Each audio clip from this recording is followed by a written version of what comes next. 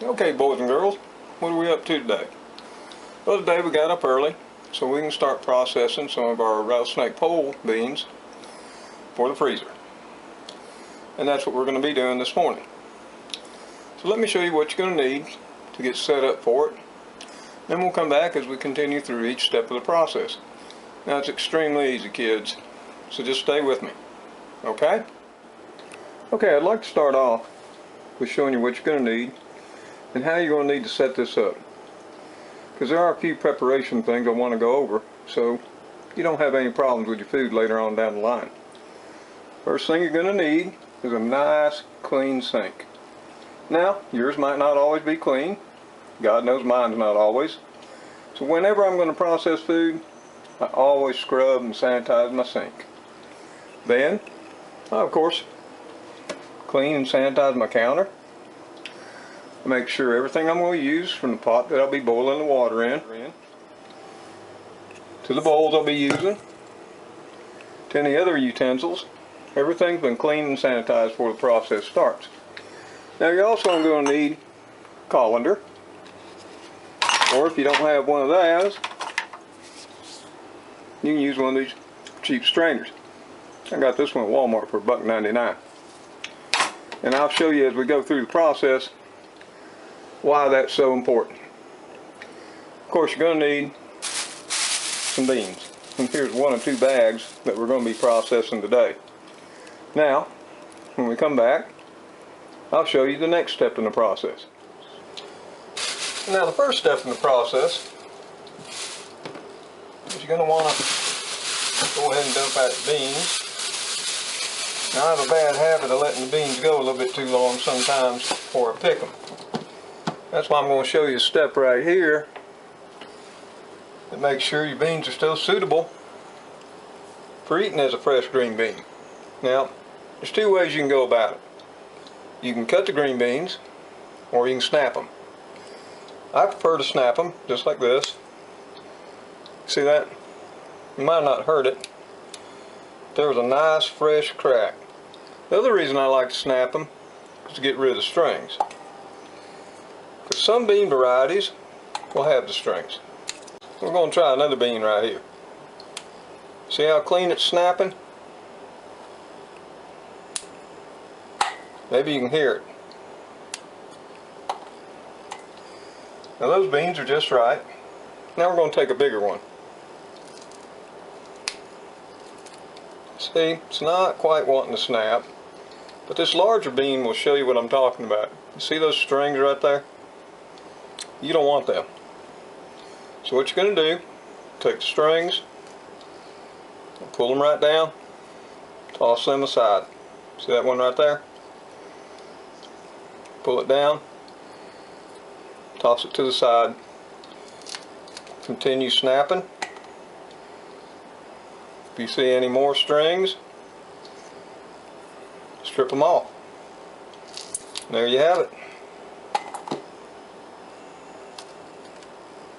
So I think you get the idea.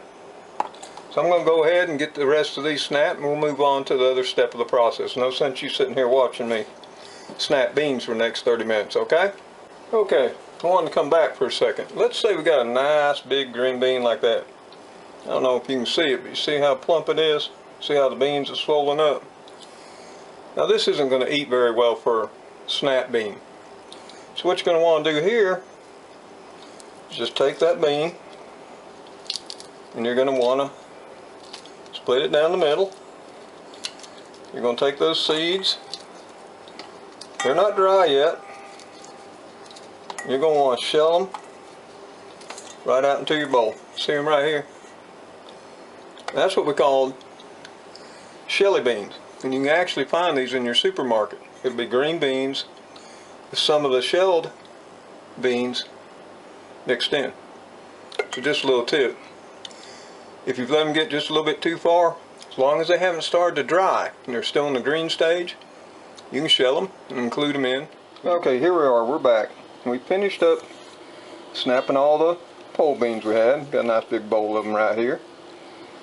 Here's what we sorted out. This was the strings, bug damage, stuff like that. Stuff that just didn't snap clean. So if you find beans that are rubbery, just toss them. That's why, another reason why I like to snap them rather than cut them. Now we've got a nice half a sink full of their water, because the next step is to take these beans here. I'm going to take them on over here to the sink.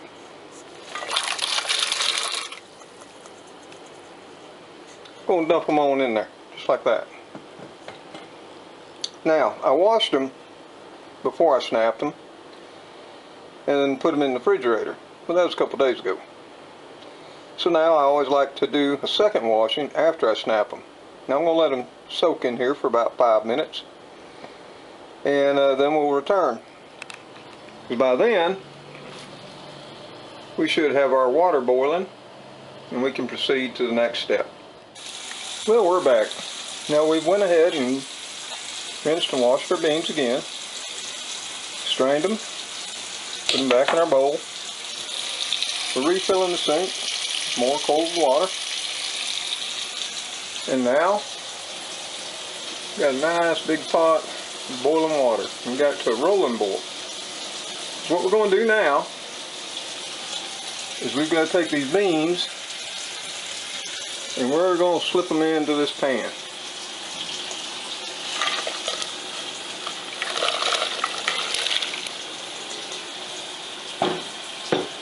Just like that. Now what you're going to do is, as soon as that water comes back to a boil, we're going to start the timer. And we're going to set that timer for 3 minutes. Once the 3 minutes is up, we've got to get these beans out and get them transferred back over to the sink of cold water. Now if you do have ice, I suggest you put it in there. I currently forgot the ice, so we're just going to go with cold water. It'll still work. They didn't have ice back in the old days, and my mom and daddy never had any on hand either. Always seemed to come out just fine. So we're going to wait on this water to start boiling again, and we'll come back. Okay, we've got our water boiling back again. The timer's starting to count down, and I want you to look at those beans. You see that nice dark green color they're starting to get? That's what you want to see. They'll change colors to a nice dark green.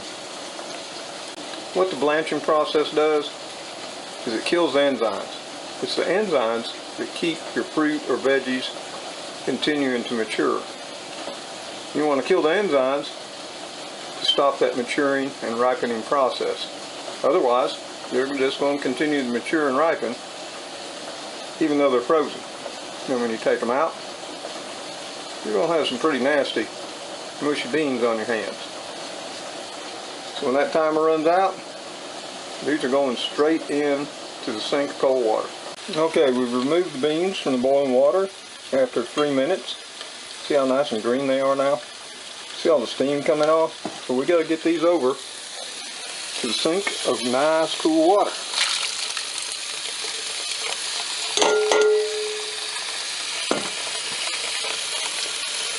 Now what this does is this stops the cooking process. Now like I said, if you've got ice, that makes it all better. To be honest, my parents never had it. My grandparents. Everything came out fine. It's always come out fine for me.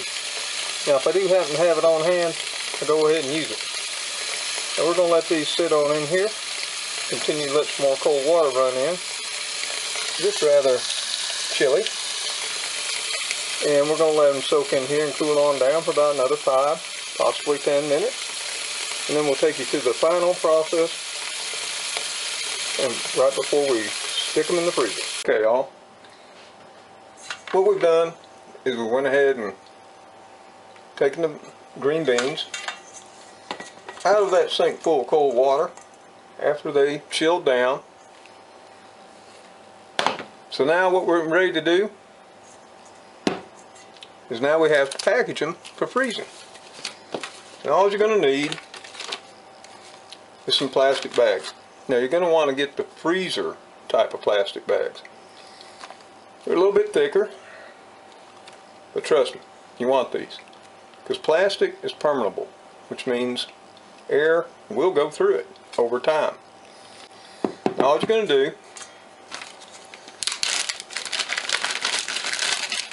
you're going to open your bag up, take some beans,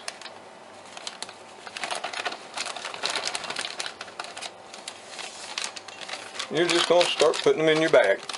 Just that simple. Now you can put in as many as you want.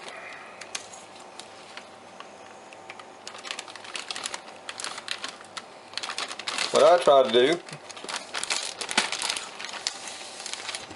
is put enough in here so when I shake it out, it lays pretty flat. See? Like that. Then what you're going to do, start sealing that bag up, but don't seal it all the way now. Because now what you're going to want to do, you're going to want to press out as much of that air as you can. Hold it down. Continue sealing the bag. Then,